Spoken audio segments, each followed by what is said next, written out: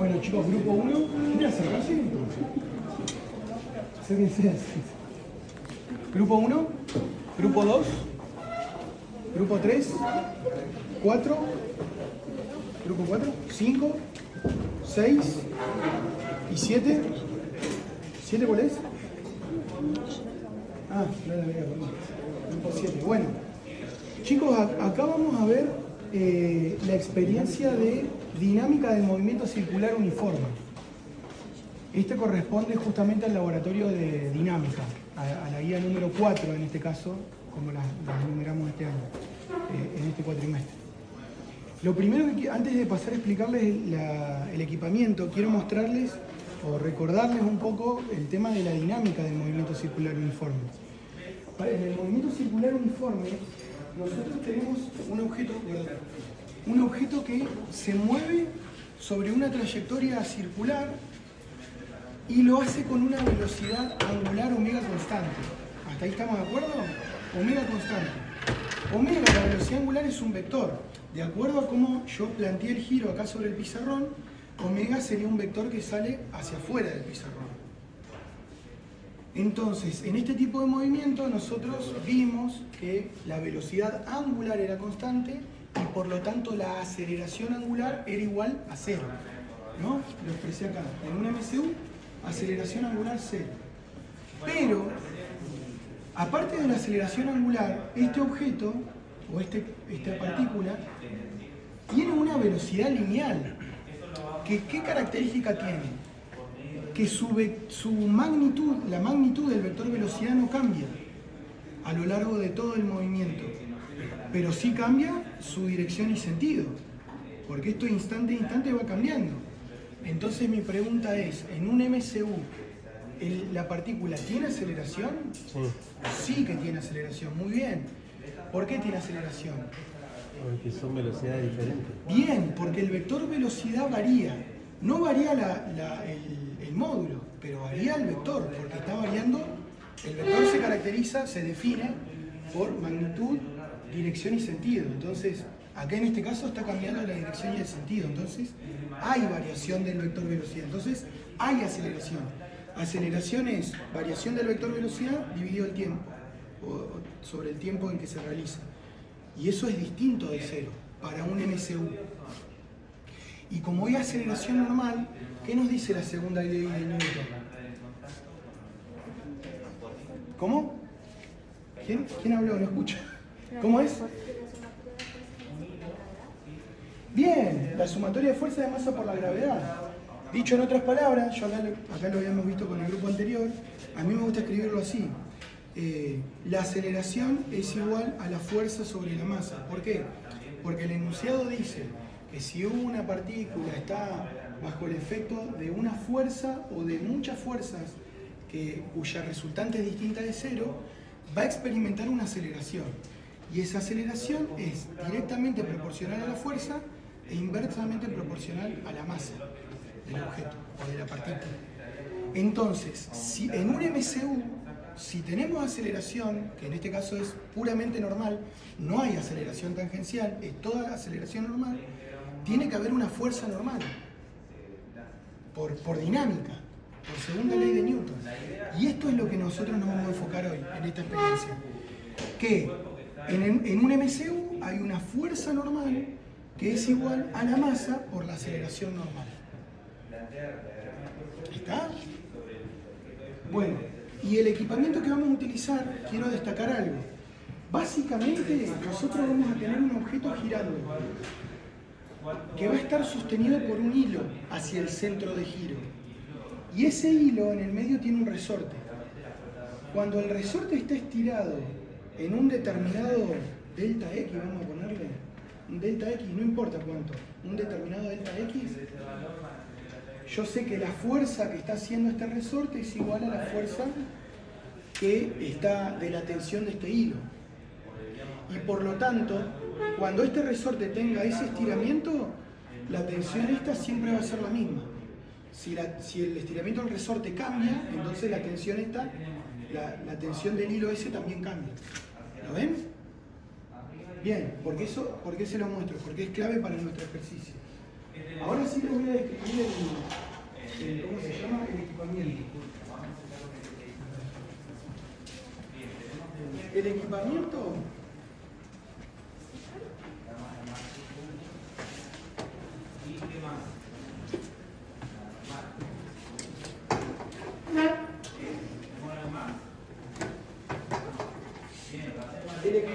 consta de un pie metálico, que acá está esquematizado muy simplemente como este rectángulo negro, que sostiene un eje vertical. Y ese eje vertical sostiene a una barra de aluminio horizontal. Es lo mismo que teníamos en el laboratorio 3. ¿Se acuerdan? Sí. Y acá los tenemos. El pie metálico es esto que está acá negro, de color negro. El eje vertical es lo que está acá en el medio, que tiene rodamientos de baja fricción, igual que teníamos en el laboratorio 3. Perdón, en el laboratorio pasado, el número 2, cinemática rotacional. Y esta es la barra de aluminio horizontal, esta que está acá. Que esa es la que va a estar girando, ¿no? Durante toda la experiencia. Durante la parte que la vamos a girar. Pero ahora le agregamos algo más, un par de cosas más. Fíjense que le agregamos una torre central y una torre lateral. La torre central es esta que ven acá, la sostenemos de acá, de la base, que sería nuestra barra de aluminio, y la barra central coincide con el eje de giro. Y la torre lateral no, la torre lateral está a un determinado radio de giro. ¿Qué pasa? La torre lateral va a sostener a nuestro cuerpo de estudio, que es este cilindro de cobre que está acá. Y en la torre central yo voy a tener un resorte y voy a tener un hilo que es el que va a estar sosteniendo al objeto cuando gire. ¿Está bien? Era lo que yo les había dibujado antes del pizarrón. Es eso básicamente. Desde el centro de giro hay un resorte y un hilo que sostienen al objeto que va a moverse con un MCB. Bien, por último,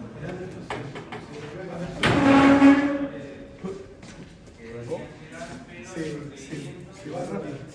Bueno, se pone bien rápido.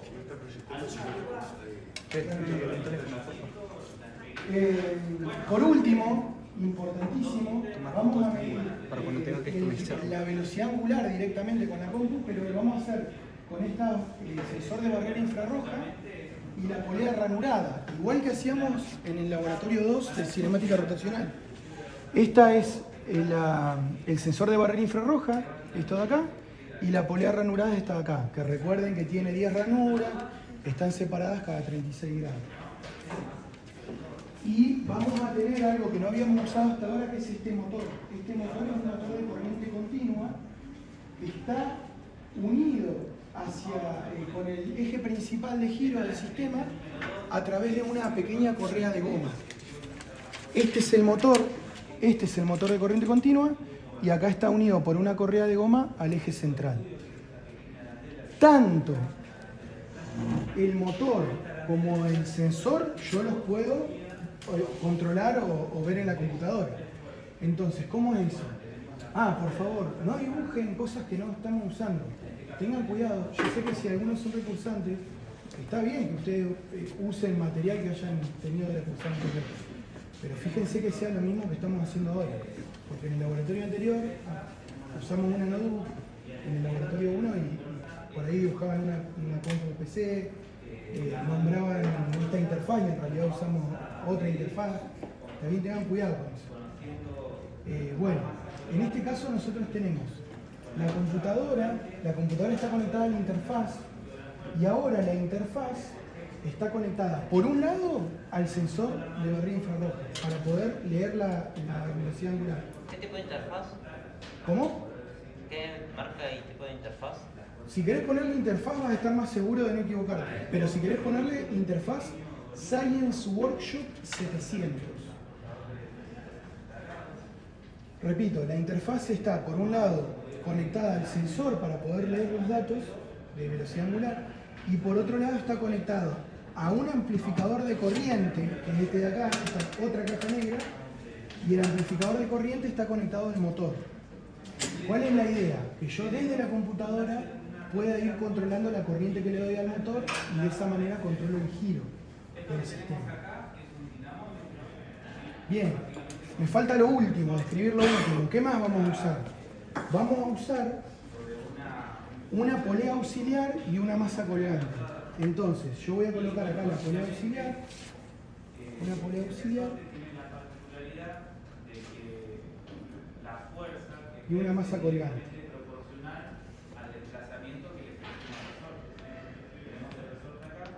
Ese sería el equipamiento. ¿Por qué voy a usar una polea auxiliar y una masa colgante? Porque en la experiencia va a consistir de dos partes. La primera parte es más de estática. ¿Por qué?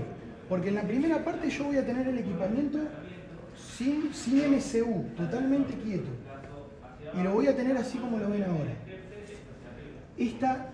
Tenemos que tener mucho cuidado de que el hilo que sostiene a la masa de estudio esté perfectamente vertical. Y nosotros vamos a tener acá un testigo, un disco testigo naranja, que lo que yo hago es ponerle una horquilla para que coincida y me marque la posición del estiramiento del resorte. Es decir, cuando yo vea que el disquito está junto con la horquilla, yo sé que el resorte está estirado como está estirado ahora.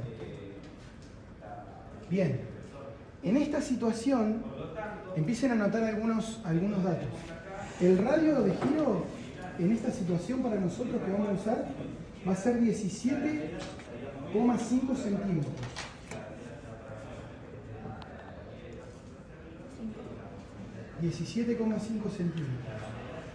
La masa de estudio, que es esta grandota de acá, el cilindro de cobre principal, es 208,4 gramos.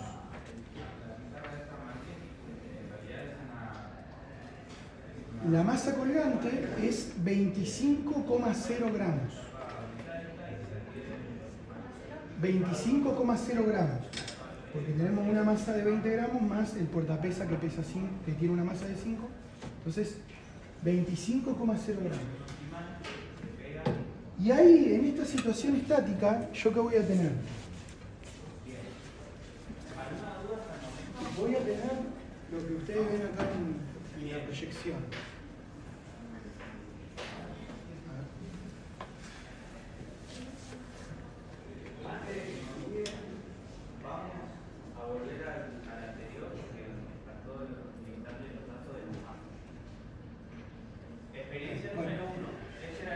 ¿Qué voy a tener? Por un lado, puedo hacer el diagrama de cuerpo libre de la masa colgante. El diagrama de cuerpo libre de la masa colgante, como está estático, hago sumatoria de fuerza igual a 0 y ¿qué me dice? Que la tensión del hilo es igual a la masa del peso de la masa que cuelgo.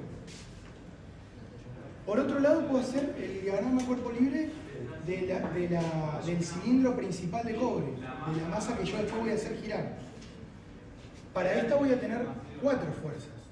Hacia abajo el peso, hacia arriba la tensión del hilo que la sostiene, que en este caso la vamos a llamar R para no confundir los nombres, y para un costado, para la izquierda, para el lado donde va la masa colgante, va a tener una tensión T, que fíjense que le pongo el mismo nombre que la tensión de la masa que cuelga, porque en realidad es la misma tensión. Este hilo va a transmitir esta tensión de acá para acá. Y para el otro lado, otra tensión que llamamos T'. Esta tensión T' es la tensión del otro hilo, del hilo que va hacia el centro de giro. ¿Y qué encuentro? Bueno, por un lado, que el peso de este cilindro de cobre es igual a la tensión R que lo sostiene. Y por otro lado encuentro que la tensión del hilo que va hacia la polea auxiliar es igual a la tensión T' del hilo que va al centro de giro. Todo esto por sumatoria de fuerza igual a 0. Es decir, que en esta situación de equilibrio, esta tensión de este hilo que va hacia el centro de giro es igual a esta tensión que va hacia afuera, hacia la polea auxiliar, y a su vez es igual al peso de esta masa que cuelga. Resumido, esta tensión que va hacia el centro de giro es igual al peso de la masa que cuelga. Y el resorte tiene una determinada estiramiento. ¿Lo ven? El resorte está estirado y yo lo tengo ahí marcado hasta dónde se estiró. Bueno, cuando retire la masa colgante y la polea auxiliar, voy a observar que esto alcanzó un estado de equilibrio intermedio, vamos a llamarlo, donde ahora hay una fuerza, vamos a llamarla T2', una fuerza hacia el centro, que es la tensión de este hilo, solamente esa en el plano horizontal, y tengo el peso hacia abajo y hacia arriba y a la izquierda la tensión de este hilo. ¿Está bien? Y esas tres fuerzas se están compensando. La componente a la izquierda de esta está compensando con esta. Y el peso del objeto con la componente vertical de este hilo. Pero observen que ahora el resorte ya no está más estirado como antes. O sea que esta tensión del hilo que va hacia el centro de giro ya no vale igual al peso de esta masa. Ahora ya no, porque el resorte está con otro estiramiento. Pero cuando yo ponga a girar el sistema con un MCU, vamos a observar que por la propia inercia, este cuerpo va a tender a colocarse nuevamente perfectamente vertical por debajo de la torre lateral.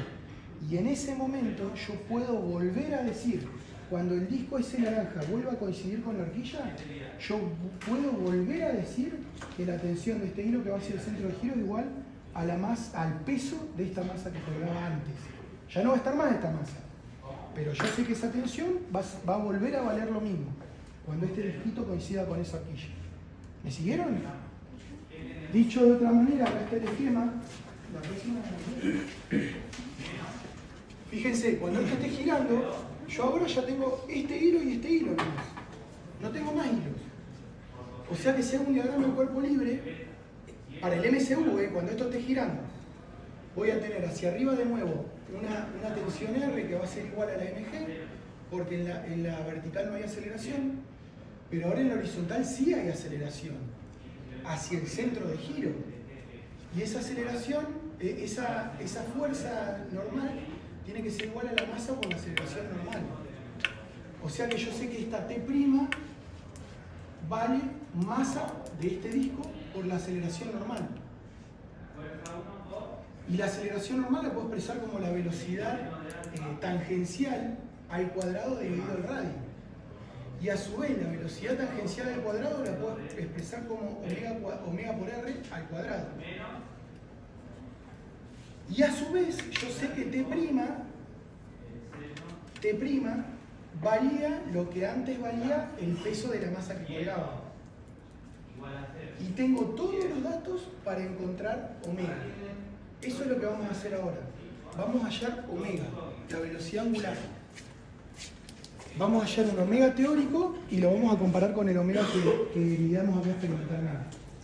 ¿Está bien? ¿Se entendió? ¿Sí? ¿No hay dudas? Fíjense esa expresión. La fuerza de esta tensión T' es la fuerza normal. T'. ¿Y a cuánto vale? Vale la masa de este objeto por la velocidad angular, el módulo de la velocidad angular y el radio. Acuérdense de esto porque después lo vamos a tener que tener fresco. La fuerza normal es igual a la masa por la velocidad angular al cuadrado por el radio. Bueno, si ponemos a girar el sistema, yo acá de la compu, voy a habilitar al amplificador de corriente para que le entregue una corriente al motor de corriente continua y ponga a girar el sistema. Traten de no mover mucho la mesa y demás. Bueno, ahí más o menos estamos llegando a la posición. Está mostrando 261, 263, 261, 262. Bueno, podemos dejarlo en 262. Anoten, velocidad angular. Fíjense que ahí el disquito. ¿Por qué yo estoy tomando ese valor de velocidad angular? Porque en ese valor de velocidad angular, el disco naranja volvió a coincidir en la posición donde estaba antes. O sea que yo ahora puedo afirmar que la tensión del hilo que va hacia el centro de giro es la misma que antes cuando estaba todo quietito. ¿Está? 2,62 vamos a usar. Ahí ya se pasó un poco y lo vemos también acá. 2,62 radianes sobre segundo.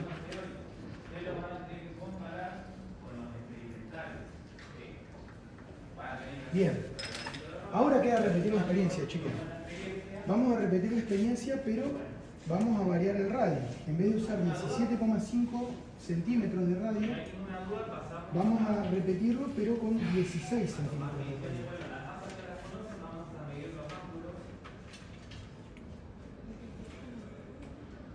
Fíjense que ahora me quedó todo esto flojo, no tiene tensión. Entonces, ¿yo qué tengo que hacer?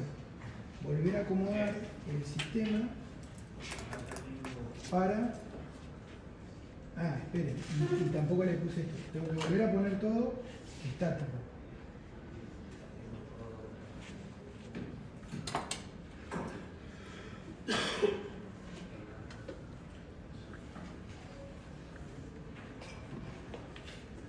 Bien.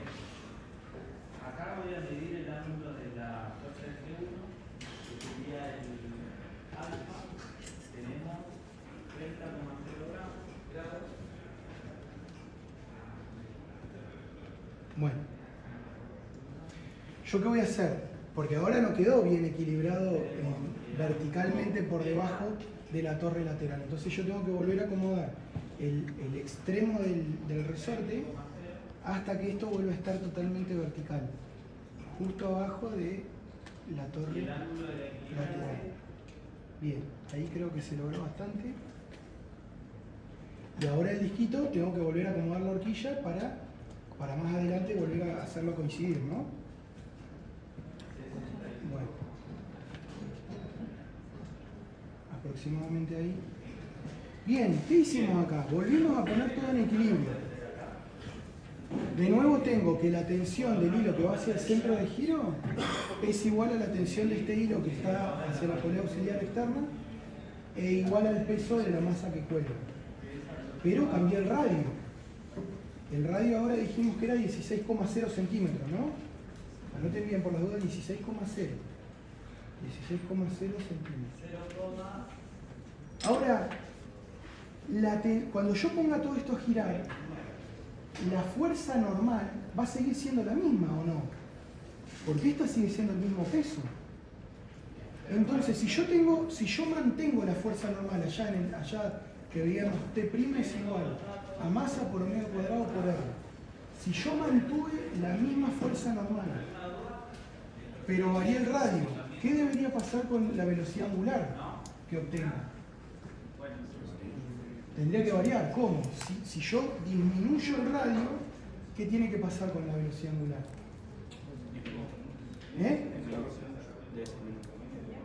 Tendría que aumentar, ¿por qué? Uno me dice que disminuye, otro que aumenta, pero miren la fórmula. Si yo mantengo T', la mantengo constante, porque esta va a valer lo mismo. Pero ahora disminuí el radio. ¿Qué debería pasar con omega? Tiene que aumentar para compensar. ¿Está? Fíjense que dice T' igual a masa por omega cuadrado por R. Si yo disminuyo R, tiene que aumentar omega. Bueno, vamos a repetirlo para ver si lo obtenemos. Saco de nuevo la masa colgante, saco la polea lateral y ponemos a girar el sistema. Vamos a